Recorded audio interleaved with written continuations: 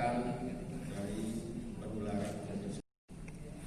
Pada kesempatan ini juga saya sebelum saya lanjutkan berharap kepada semua kepala daerah harus tetap konsisten. Berharap kepada semua kepala daerah harus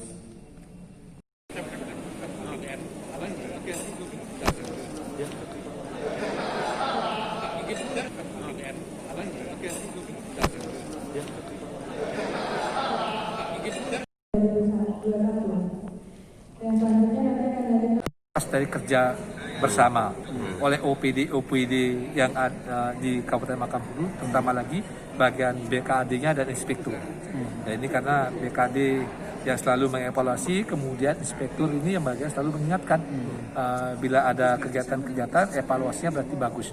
Mudah-mudahan dengan WTP yang pertama kali ini dapat meningkatkan kinerja makin ke depan ini dalam rangka mempercepat proses pembangunan di wilayah perbatasan dan meningkatkan kesejahteraan masyarakat.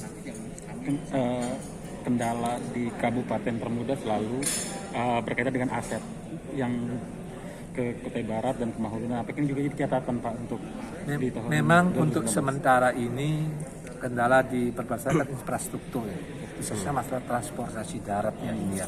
Itu saja jalan yang antara Kutai Barat dengan ke Mahulu memang kan ini provinsi ya, tapi itu yang masih sementara.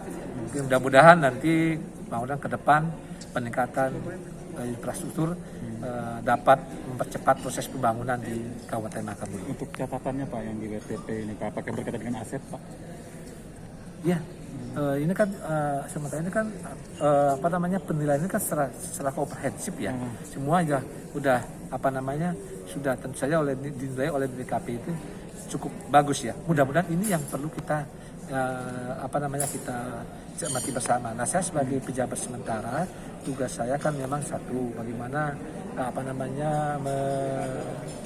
menjamin bahwa pemerintahan tetap berjalan. Kemudian dalam proses pilkada ini apakah protokol kesehatan betul-betul dipatuhi gitu ya. Nah, ini kalau protokol kesehatan dipatuhi oleh para pasangan calon dan tim sukses dan peserta kampanye ini, mudah-mudahan semuanya bisa berjalan. Sudah nol kasus Pak ya di Mahkamah ini? Sekarang udah hijau. Sudah hijau. Itu juga kemarin kan yang meninggal kebetulan kan yang tidak berdomisili di Kutai di Mahulu, tapi karena KTP-nya KTP Makampuru ya masuk ini. Tapi sekarang syukur 19 yang terpapar 18 sudah sembuh semua. Terus Pak, antisipasi ke depannya Pak, misalnya kalau biar tidak terjadi lagi mungkin apa yang akan dilakukan mungkin untuk pemerintah? Nah, kini kita tetap saya mengingatkan terus anggota-anggota yang ada di pos-pos perbatasan ya, meningkatkan. Kemudian dengan adanya kebijakan baru dari Kutai Barat juga mengikuti Makampuru ini sekarang. Mulai dia mengatakan rapid. Ini berarti tambah lagi kita punya ini kan. Tapi kebijakan Bapak Bupati mulai instruksi Bupati nomor 9 tidak membatasi gerakan-gerakan masyarakat untuk ke sana, tidak. Apalagi aparat pemerintah ada perkecualian ya. Jadi kalau mau ke sana silakan rapid atau swab. Setelah itu mengurus izin masuk ke Makampuru. Makampuru keluar ada SIKA, surat izin keluar. Jadi itu tidak menghambat lalu lintas orang masuk ke Makampuru, tidak. Cuma lebih menjamin bahwa orang yang ke sana itu betul-betul dia sehat. Berarti pengurusan surat izin ini bagi ber-KTP luar Mahulu? Termasuk juga yang KTP Mahulu. Semua berarti Pak? Jadi setiap yang mau bepergian dari Makampuru ya harus betul-betul dia rencanakan ininya gitu kan. Siap. Pak, emang kasus yang terdata tim COVID itu memang dari bepergian Pak ya? Yang banyak bisa terjangkit banyak kasus di ditemukan Mahulu itu Pak. Riwayatnya memang ada yang bepergian atau masuk ke Mahulu gitu. Nah, yang kemarin tuh ada itu. Ada itu Pak? Ada. Seperti misalnya Kapolsek dulu kan, ada itu kan. Yang pertama kan dia itu kan habis dari Jawa Tengah. Ya ini. Jadi di Makampuru tuh memang sangat sementara ini efektif sekali untuk mendata orang yang keluar masuk itu didata itu. Baik yang KTP Makampuru maupun yang di luar. Jadi kalau yang di luar di daerah zona merah di swab dia. Silakan swab. Dan swab itu kan berlaku 10 sampai 14 hari. Jadi kalau mau ke sana itu memang harus direncanakan betul bepergiannya kalau kita masyarakat di Makamulu ya.